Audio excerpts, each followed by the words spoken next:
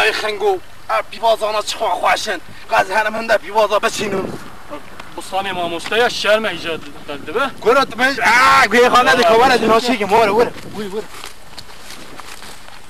تمام برو وره شرم با بخش ماموسته یا ماموسته مبین است درو بعیلت چه شرم عیبه هنده بیوازا برم بخونم برو شرم چیه خود شرازی به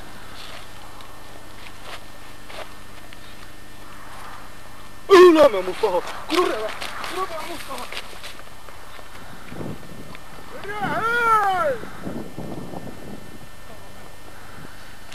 ورا را بسته بداری ورا هم نبودی سلویا اوا چند قاضی بوستانی از نزن از هات مافته ببین حال خود سلو ورا وقتی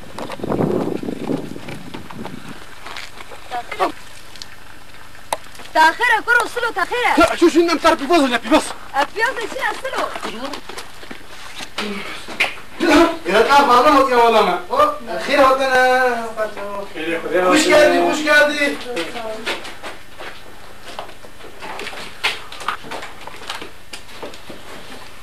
نصيرك ما خانم خوش عايشه السلو ما ماله تزا ها چه ماله کا کرم که كذا ويجا مصطفى مصطفى دنجي مصطفى انا مصطفى خير انا مصطفى سلام انا مصطفى خير ولا بوستاني انا مصطفى خير دي كان داكو مصطفى ولو تاكي مصطفى انا حلو مصطفى ده ناري بيرو سرا عيبه سرا تشتي وانك مع مصطفى قابيجا شبو علي ده حاضر بابا نسكي من ده الزوري ما بوصلت ايه فين انا وصلت لكم انا بوبالسك من انا او انت في بوظك انا في بوظ وده زي ما خدش ترى لازم بوسطان شنو اما في بوظ دستي تبع هاتا خفيه بند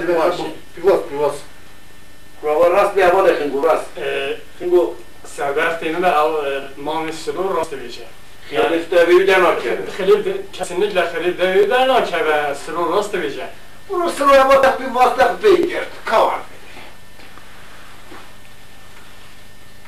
سلو اوا چی ما بی بازی ما گو بده اوا چی علی نظام نجات بسیار دایر اوا چی سلو اوا چی ایراد ما خاله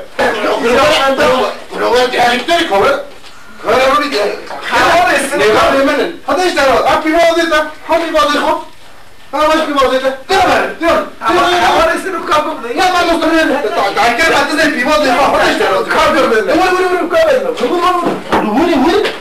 دیگه ایران خانم ایجابنده yanlış olmaz mı ama hapsını var ya havasını abartırsa ama pivazır mı ya ama tekrar böyle ben hanımın pivazları yoktur öyle o da pivaz diyor bir şey değil mi başka bir şey değil İran'dan kalır